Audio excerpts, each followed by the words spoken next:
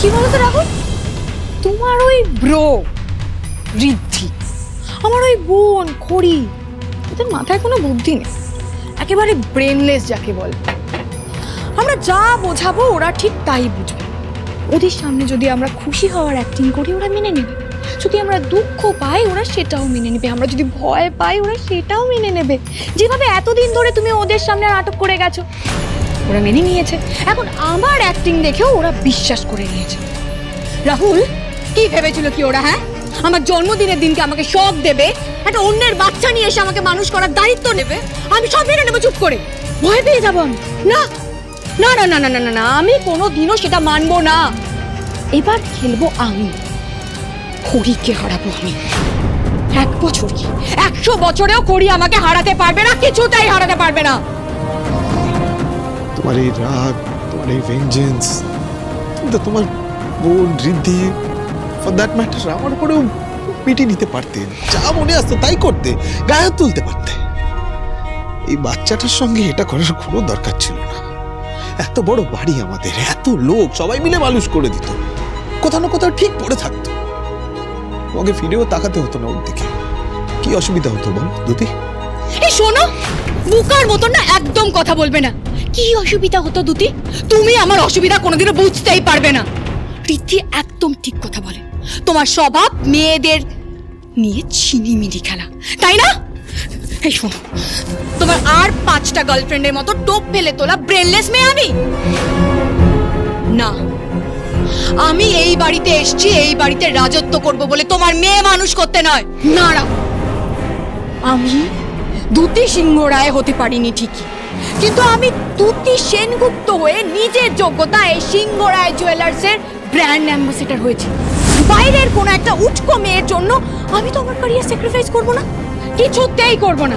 আর আরেকটা কথা, তুমি খুব ভালো করে জানো আমার প্রবলেমের টাইমে, আমার বিপদের টাইমে তুমি আমার পাশে ছিলে না, আমি কিন্তু তোমার পাশে ছিলাম। হ্যাঁ, তুমি যখন ওই গারদের পেছনে ছিলে কেউ তোমাকে বাঁচাতে যায়নি, আমি একা, আমি তোমাকে বাঁচিয়ে এনেছি। আর যদি আমি সেটা না করতাম না, তুমি আজকে ওখানেই পড়ে থাকতে। So be grateful for that. আমি এই বাড়ির বউ হয়েছি শুধুমাত্র এই বাড়ির মালকিন হব বলে, আর আমার পর এই সব সম্পত্তি পাবে আমার নিজের সন্তান। খড়ি আমার পায়ের কাছে এসে পড়বে, কিচ্ছু করতে পারবে না। এসব স্বপ্ন দেখা বন্ধ করো। প্রপার্টির লোভে তুমি যেটা করেছো না, সেটা যদি একবার সবার সামনে আসে, মালকিন হওয়া তো দূর, for the rest of our life আমরা বিহাইন্ড দ্য বার্স থাকবো। চান্সই নেই। ইয়েস, রিমঝিমকে আমি এমন দূরে পাঠিয়ে দিয়েছি ও কোনোদিনও ফিরে আসবেই না। এখন থেকে রিমঝিম শুধু একটা নাম হয়ে এই বাড়ির প্রত্যেকের মুখে থাকবে, জাস্ট আ নেম, রিমঝিম। কি রে রিমঝিম, কি হলো? তুই তো আমাদের সাথে ছিলিস। আমি তো তোমাদের সাথেই কানামাছি খেলছিলাম। হ্যাঁ, কানামাছি খেলছিলিস তো, আমার তো সেটা মনে আছে।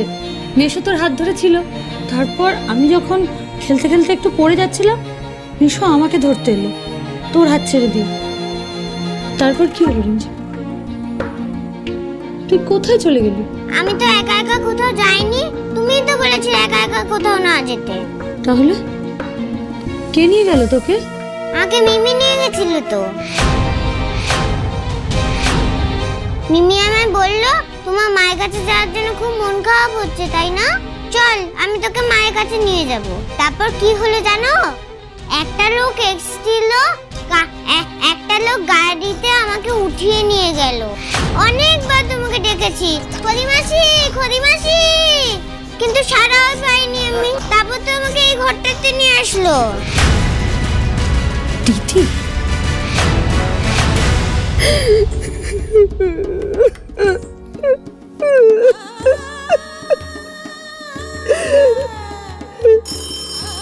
এই ফোন করছে, দেখ ফোনটা বাজছে কিন্তু। আরে আরে ফোনটা বাজছে, ধরছিস? হ্যালো হ্যালো হ্যালো, রিমঝিম রিমঝিম, ফোন করে না, ধরো না, আমি যাই। দৌড় বাবা, আমার আর ভালো লাগে না। কেন এরকম করছিস? মধু মধু একটা ফোন করবি, রিদ্ধি করে কি একটা ফোন কর না, একটা ফোন কর। একটু দেখ না, কোনো খবর পেয়েছি কিন্তু একটা ফোন কর না। আমি ফোন করছি সমানে, ফোনটা ধরছে না। তবে হ্যাঁ, আমি লাস্ট টাইম যখন ফোন করেছিলাম ফোনটা ধরেছিল। দিদাই শোন, ওরা না পুলিশের সঙ্গে মিলে বিভিন্ন জায়গায় খোঁজ করছে বাচ্চাটাকে। হ্যাঁ, একটু সময় লাগবে, হয়তো সেই জন্যই ফোনটা ধরতে পারছি না। আমি করেছি রে ফোন, ও সমানে ফোন করছি। আরে বাবা, যদি ফোনটা না ধরে তাহলে কি করে বুঝবো যেমন বাচ্চাটা কোথায় আছে, কেমন আছে? আচ্ছা তুমি বলো তো বড় বৌদি, যদি ফোন না ধরে আমরা এখানে বসে বসে কি করব, কি করতে পারি আমরা? আমি না পারছি না, জানো তো। আরে ওরা খুঁজছে তো, তুমি এত উতলা হচ্ছ কেন? নিজের উপর একটু বিশ্বাস রাখো, আমরা ঠিক রিমঝিমকে খুঁজে পাবো, বিশ্বাস রাখো। আর একটু ধৈর্য ধর বড় খুকি, দেখ ওরা তো চেষ্টা করছে, আর ঘন্টাখানেক দেখা যাক, তারপর না হয়। বাবা গো, ও বাবা বাবা, আমি আর পারছি না বাবা। বাবা আমি ঘন্টাখানেক কি, আমি আর একটা মিনিটও পারছি না বাবা। আমার ভীষণ দুশ্চিন্তা হচ্ছে বাবা গো। ও বাবা বাবা বাবা, আমার সারাক্ষণ এত করছি বাবা। এই বলে কোনো ফোন করলো বাবা। তুমি জানো আমি সারা রাত দরজার দিকে দৌড়েছি, এই ভাবছি রীতি এলো, খড়ি এলো, রিমঝিমের কোনো খবর দিল, কিছু হচ্ছে না বাবা। আমি আর পারছি না বাবা, আমি আর পারছি না গো। যত সময় যাচ্ছে দুশ্চিন্তা, টেনশন, আমার মাথাটা খারাপ হয়ে যাচ্ছে। আমি আর পারছি না গো বাবা, আমি আর পারছি না। বড়দি লক্ষ্মী শোনা, এরকম করে না বড়দি। একটু একটু ওঠো ওঠো, একটু ওঠো ওঠো ওঠো ওঠো ওঠো ওঠো।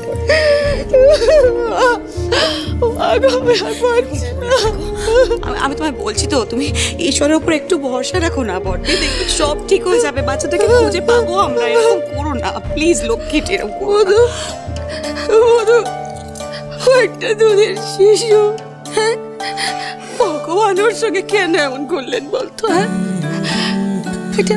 এটা বাচ্চা, ও তো কোনো বিপদ থেকে নিজেকে রক্ষা করতে পারবে না। আরে ও তো বিপদের মানেই বোঝে না, তাহলে কেন ওর সঙ্গে এত কিছু না? ছেড়ে দে, আমি খুঁজবো, কেউ পারবে না, আমাকে খুঁজতে হবে। আমার নাতনি আমি খুঁজবো।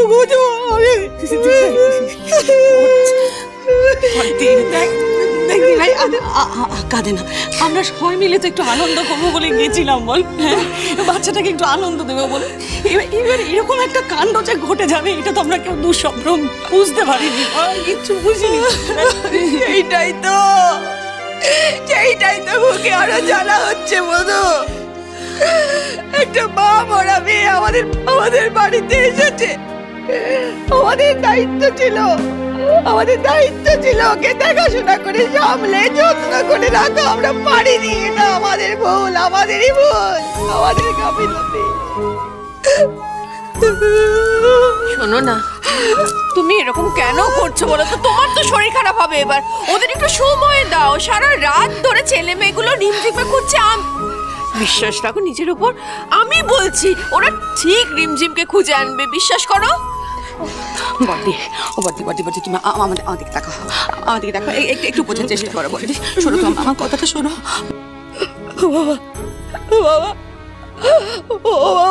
বাবা ভগবানের কি এমন বিচার বলতে পারো বাবা? ও বাবা, কেন দিল ওকে, কেন দিল আমাকে বলতে পারো বাবা? যদি কেনাই নেবে, কেন দিল? এরকম তো হওয়ার কথা ছিল না। আমরা বাড়ির শুদ্ধ সবাই ওকে ভালোবেসে আগলে রেখে দিয়েছিলাম, তবু এতগুলো মানুষের চোখের সামনে দিয়ে কি করে উধাও হয়ে গেল? এইটুকু একটা বাচ্চা মেয়ে কোথায় আছে, কি করছে? বাবা গো, বাবা কি হবে এখন? বাবা সকাল সকাল আমার মরা কান্না কেন শুরু করেছো তোমরা?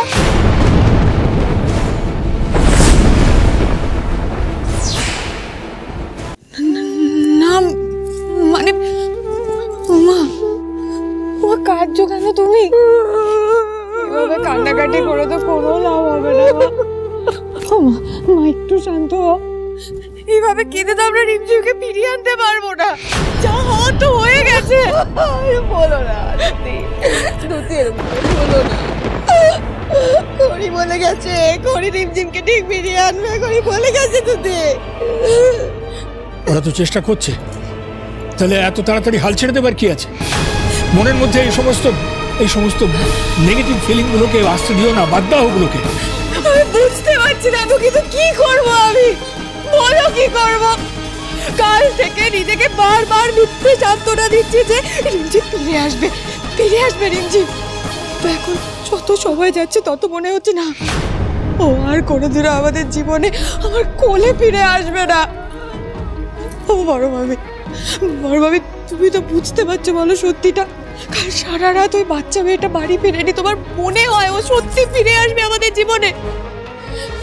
ও মা, আমরা কি করবো মা, কি করবো আমার রিমঝিমকে ফিরে আসবো? আমি বুঝতে পারছি না মা, আমি বুঝতে পারছি না। এবার সত্যিটা ফিরে নেওয়া ছাড়া আমাদের কাছে আর কোনো উপায় নেই মা, কোনো উপায় নেই। রিমঝিম আর কখনো আমার কোলে ফিরে আসবে না মা, রিমঝিম আর কখনো এই বাড়িতে ফিরে আসবে না, আর কখনো ফিরে আসবে না। রিমঝিমকে তো এই বাড়িতে ফিরতেই হতো দিদি।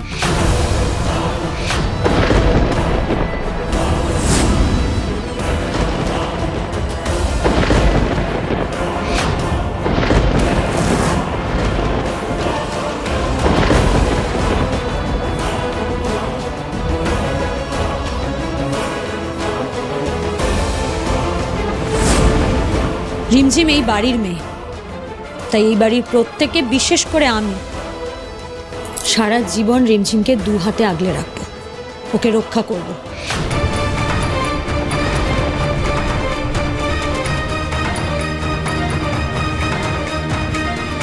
যতই ওকে কেউ এই বাড়ি থেকে, আমাদের পরিবার থেকে দূরে সরিয়ে দেওয়ার চেষ্টা করুক, আমি সেটা হতে দেব।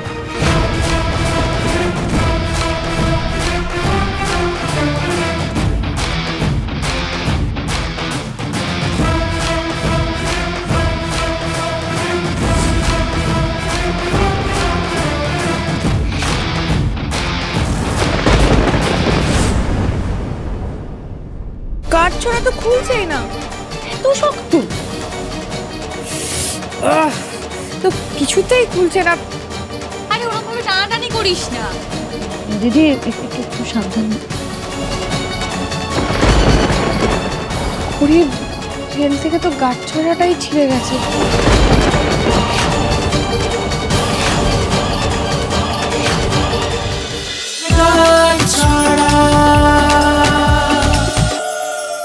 স্টার জলসার প্রিয় শো দেখার জন্য সাবস্ক্রাইব করুন আমাদের ইউটিউব চ্যানেলে এবং আপডেটেড থাকার জন্য প্রেস করুন বেল আইকন।